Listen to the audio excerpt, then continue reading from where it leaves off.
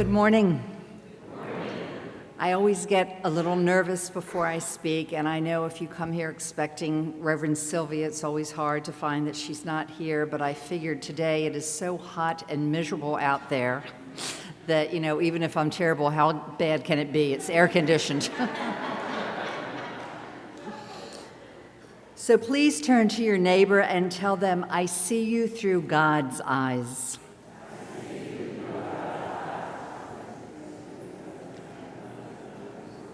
And then turn back and tell them, and you look marvelous.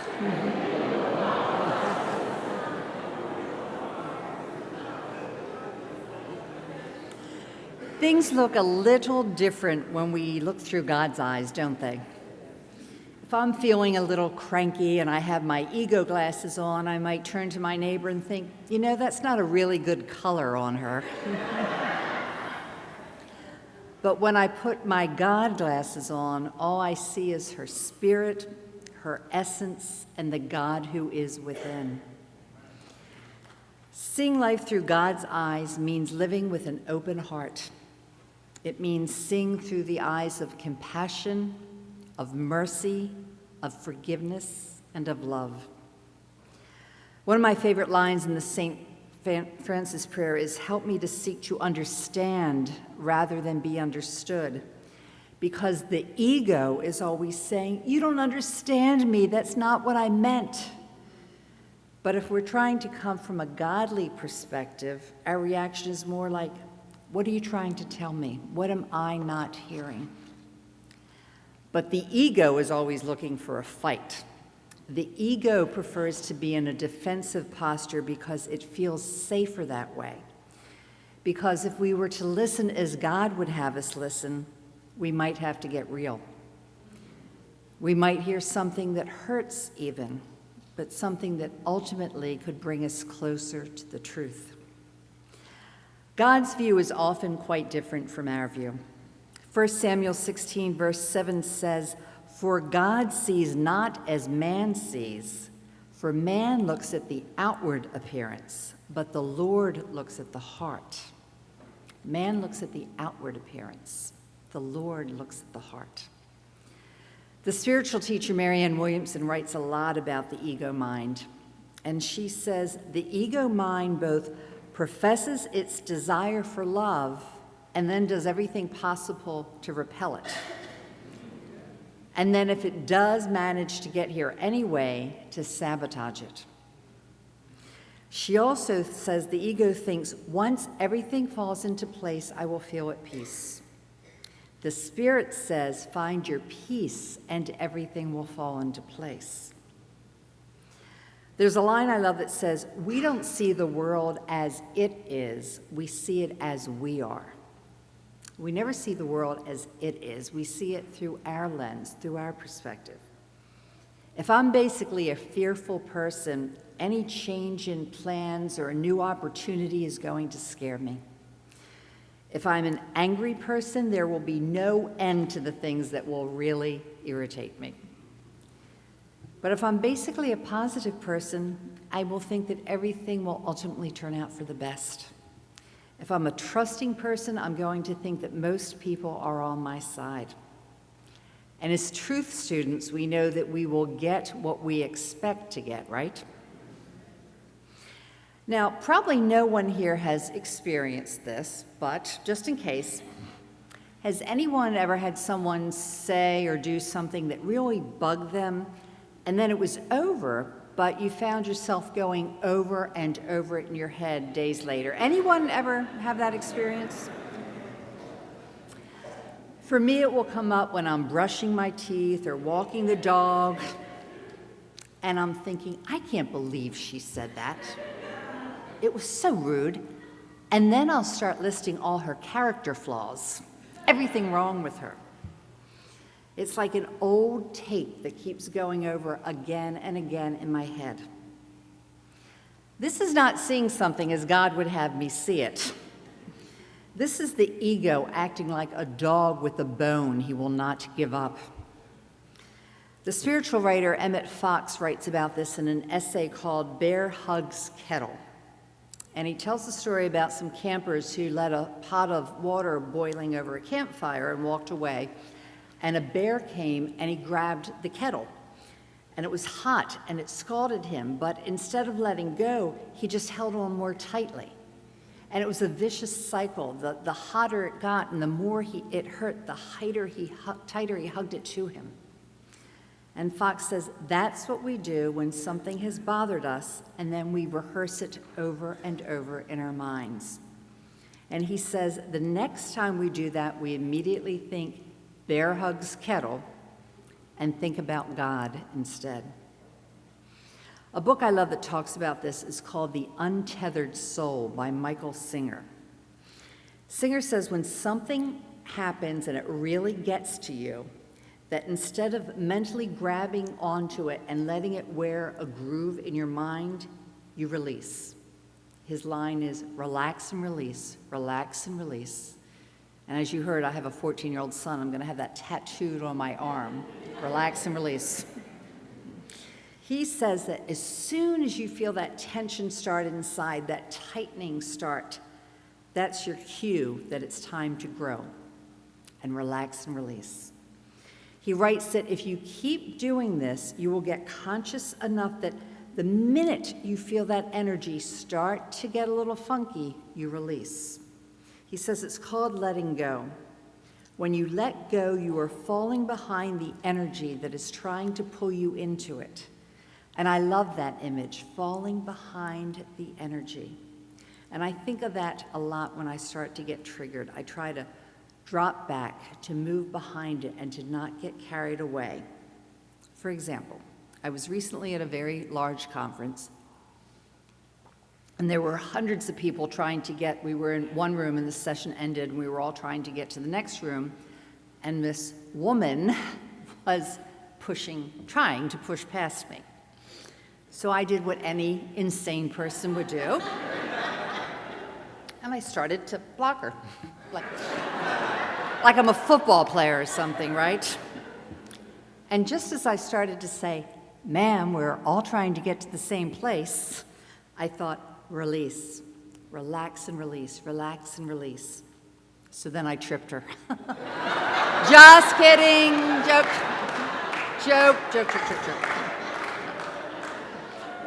Actually, I let go, and this is really important. I changed my focus. I took it off of her. I turned to something else. I thought about God. I thank God that I was able to be at that conference, to hear the speakers and learn from it, and I released. Singer says it's our natural tendency to focus on the disturbance because that's where our minds go. That's where our ego goes. But if we shift our perspective and see it through God's eyes, we can choose to focus on something that makes us feel great, because it's always a choice. We always have the choice what we focus on. At that same conference, I happened to be with two friends, and one friend was just miserable, complaining the whole day, saying, there are too many people here, they didn't plan properly for this, they're not organized, they don't have it set up right, and on and on. And the other friend was saying, I think they probably didn't expect this many people, and I know they must be doing the best they can, and I wonder if they need any help. Both women attending the same conference, but with two totally different perspectives. One was coming from the ego mind, which is the judgment and the blame, and the other was trying to focus on the good. And we know that what we focus on expands. What we focus on, we will get more of. And when we give our energy to those negative feelings, we give them more power, and they grow. But if instead we relax and release, the gift is we become free. Now let's contrast that approach to how I was on a plane a few months back. It was one of those very small planes. We all had connections we had to make, and the plane was running late. So we're all in a hurry. It lands. We're grabbing our belongings, and I was in the next to last seat. And when it was my turn, I started to step out into the aisle, and this couple behind me pushed past and said, "We have a plane to catch."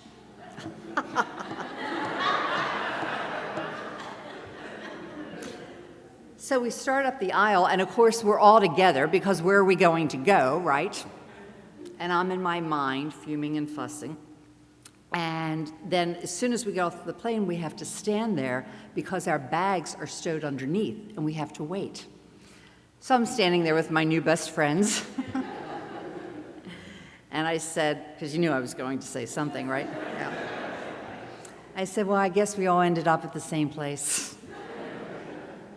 Now contrast that to what would have been a healthier option, which would be to immediately relax and release, to say, dear God, bless them, heal me, and think of something else. Think of my blessings on the fact I have 2 legs and can walk off this plane, that I'm going someplace else, on how good God is. I just have to make the choice to change my focus. Singer gives us the example of someone taking a pen off of our desk without asking and then walk away with it.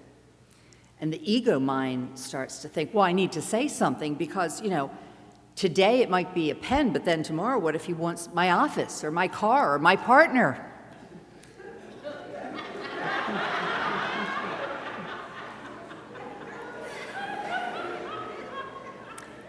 And he says that's when the God within us can say, when they come for my partner, we'll talk.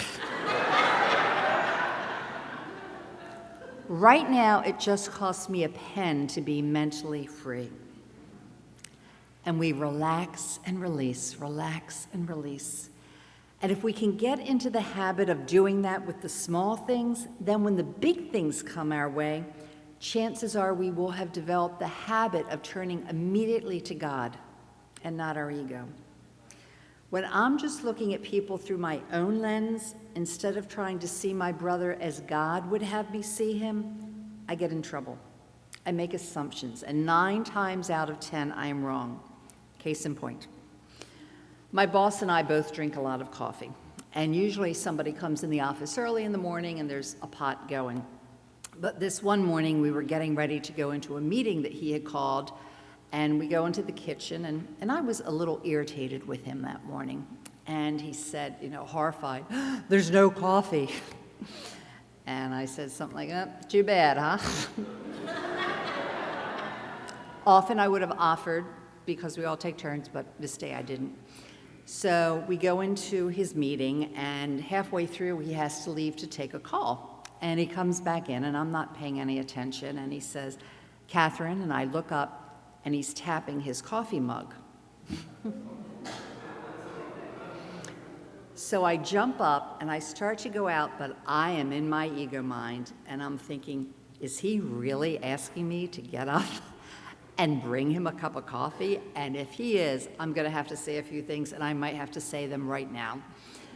And I get right up to him, and he said, someone made a fresh pot. You can get yourself a cup.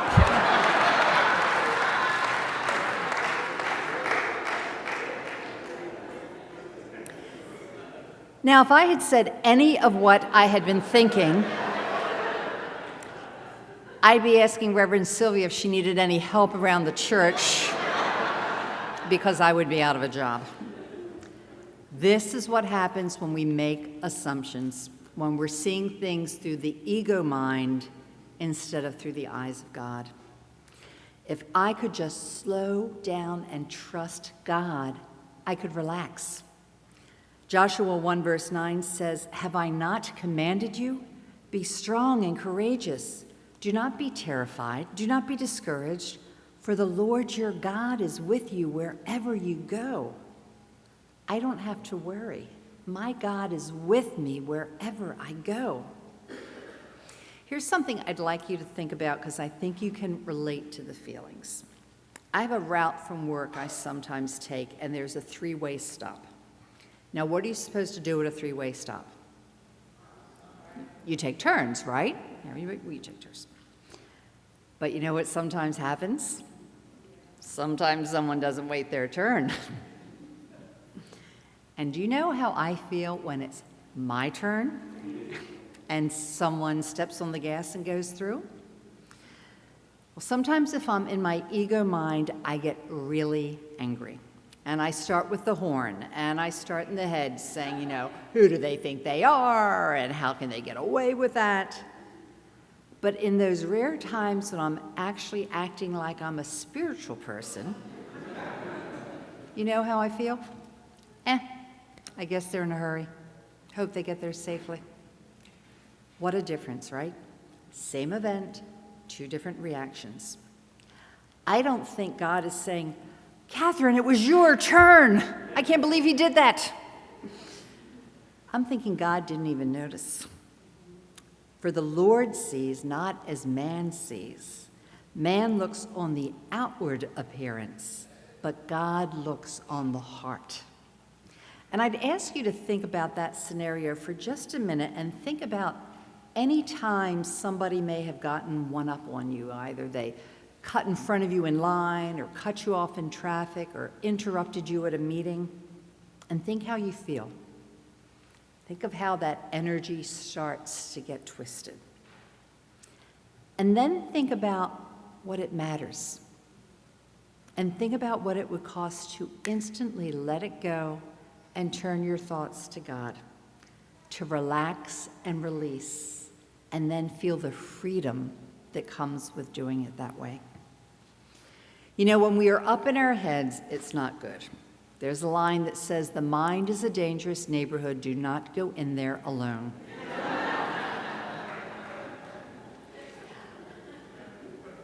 Ephesians 4, verses 31 through 32 says, let all bitterness and wrath and anger and clamor and slander be put away from you, along with all malice. Be kind to one another, tender-hearted, forgiving one another, as God in Christ forgave you. When we are viewing the world through the eyes of the ego, not only do we have a lot of judgment, we also want to deal out the punishment. We want to be judge, jury, and executioner. It's like a sign one of my coworkers has in her office. Dear Karma, I have a list of people I think you missed. Because we worry that somebody's not going to get theirs, right? That they won't get what's coming to them. But that's really none of our business, is it? That would be God's business, not mine. I want to share something I read in a Christian newsletter called The Epistle that really sums up what I've been trying to say.